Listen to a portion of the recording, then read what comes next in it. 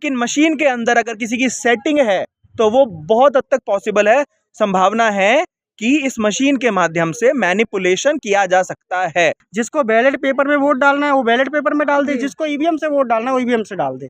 नमस्कार, आप देख रहे हैं जनता लाइव में आपके साथ प्रिया तोमर। इस वक्त हमारी मौजूदगी है दिल्ली के जंतर मंतर पर, जहां आप देख सकते हैं कि ईवीएम को लेकर लोग जागरूक कर रहे हैं। यानी कि उनका कहना है कि कहीं ना कहीं ईवीएम को लेकर चुनावों में धांधली की संभावनाएं बढ़ती जा रही हैं, जिसको देखते हुए यह मौजूद लोगों को जागरूक करने के लिए ऐसी मशीनें बनाई हैं जिस पर वो साफ तौर पर दिखाना चाहते हैं कि कहीं ना कहीं जो ईवीएम है उसकी जगह जो वैलिड पेपर है उसकी मांगों को वो बढ़ा रहे हैं। उनका कहना है कि जो वैलिड पेपर है उसकी मांगों को बढ़ाते हुए जिसको वैलिड पेपर के द्वारा अपने चुनाव लड़ने हैं वो चुनाव वोट दे सकते हैं। वही दूसरी ओर अगर किसी को ईवीएम के थ्रू अगर वोट डालने हैं तो वो दोनों प्रक्रिया के द्वारा वो वोट डाल सकते हैं, जिसके बीच हम मौजूद यहाँ लोगों से बातचीत करेंगे और जानेंगे कि उनका मुख्य उद्देश्य इस तरह प्रदर्शन कर आखिर क्या है।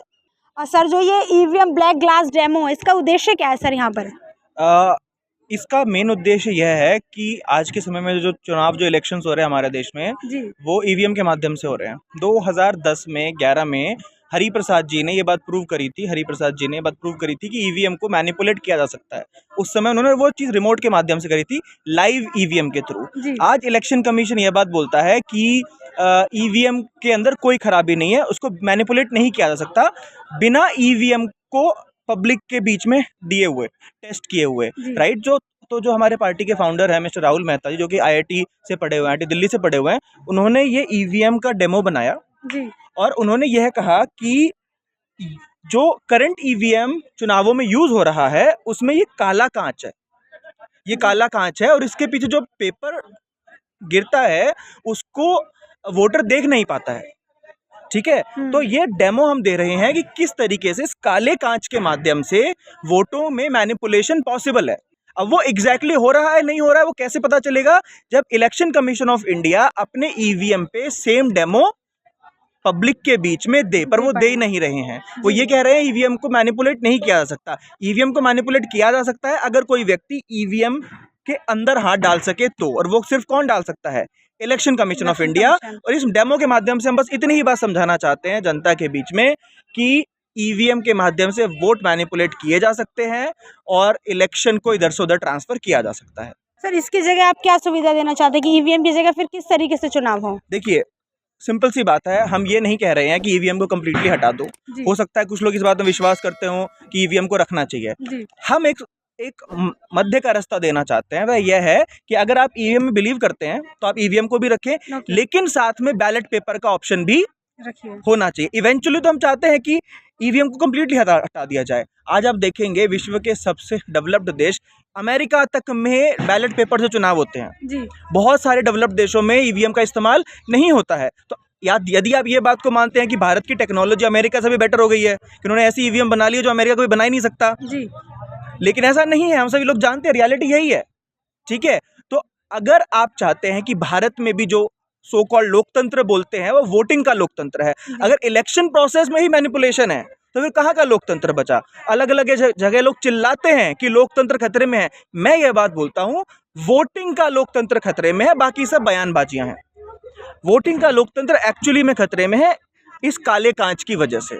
तो हमारा अंत में सॉल्यूशन यही है, इस ईवीएम के साथ में वोटरों को बैलेट पेपर से वोट डालने का ऑप्शन भी भारत में देना चाहिए, क्योंकि वो समय निकल चुका है जब बैलेट पेपर की चोरी कर ली जाती थी। आज हमारे देश में सुरक्षा है, हर जगह आर्मी मौजूद होती है, पुलिस मौजूद होती है, तो मुझे ऐसा लगता है कि सुरक्षा देते हुए प्रॉपर बैलेट पेपर से चुनाव होने चाहिए। सर, जो ईवीएम के बाद आप बैलेट पेपर की बात कर रहे हैं, तो मतलब ऐसी क्या चीज़ें या ऐसी क्या घटना आपके सामने रही जिसके बाद आपने इस अहम कदम की शुरुआत करी कि अब हमें ईवीएम के बताना चाहिए कि सच्चाई क्या है, कि किस तरह से चुनावों में कहीं ना कहीं ईवीएम गलत साबित हो रही है?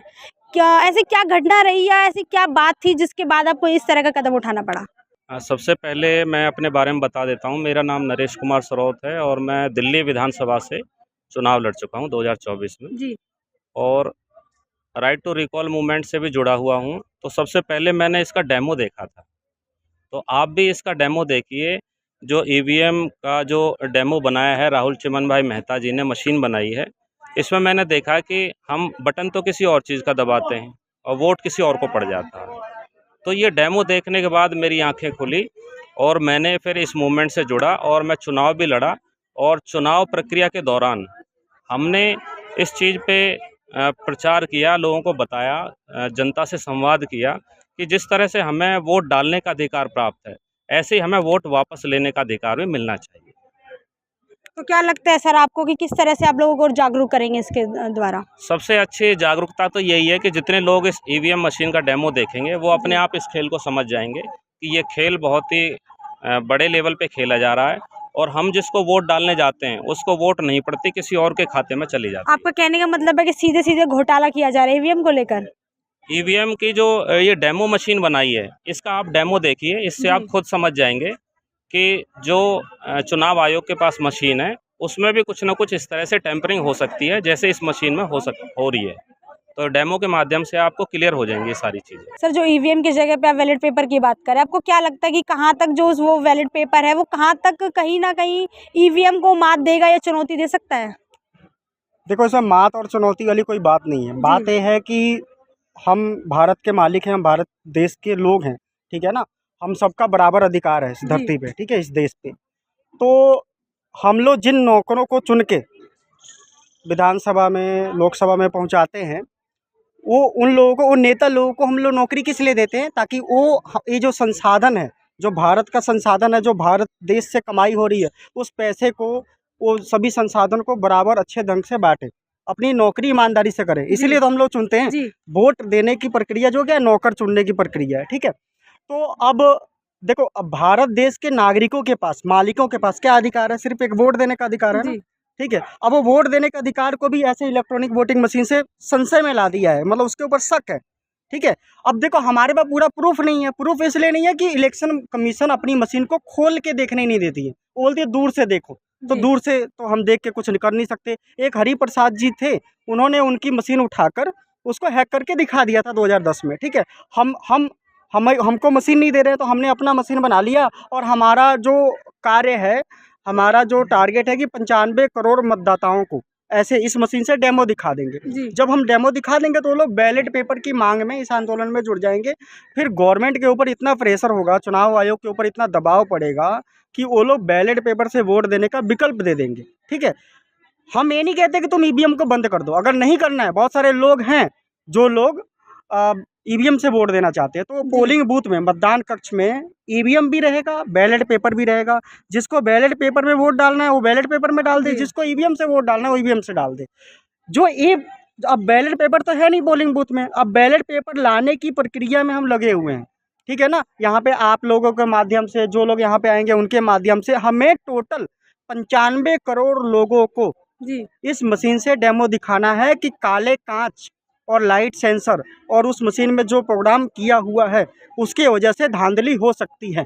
जब ये हम लाइव दिखाएंगे तो लोग हमारे साथ जुड़ेंगे। हमारा बस यही काम है। अभी क्या है, बहुत सारे लोग ईवीएम का विरोध तो कर रहे हैं पर वो खुलकर बैलेट पेपर का मांग इसलिए नहीं कर पा रहे हैं क्योंकि कांग्रेस, आम आदमी पार्टी और सभी ऐसी पार्टियां जो इस मशीन के काले कांच और लाइट सेंसर और प्रोग्राम में जो हेरा फेरी करने की संभावना है उसका खुलकर विरोध नहीं कर रहे हैं, ठीक है ना। वो लोग कह रहे हैं बंद होना चाहिए, बंद होना चाहिए, पर ऐसा कर नहीं रहे हैं। जैसे दिल्ली के सीएम थे, वो चाहते तो एक साइन से यहाँ पे बैलेट पेपर से वोट देने का विकल्प दे सकते थे। मैं राहुल तिवारी हूँ, मैं यहाँ पे चांदनी चौक से एमएलए का चुनाव लड़ा था। जब मैं चुनाव लड़ा था तो हम लोगों ने, हमारे पास जितना भी क्षमता था उसके हिसाब से हमने बैलेट पेपर की मांग की थी।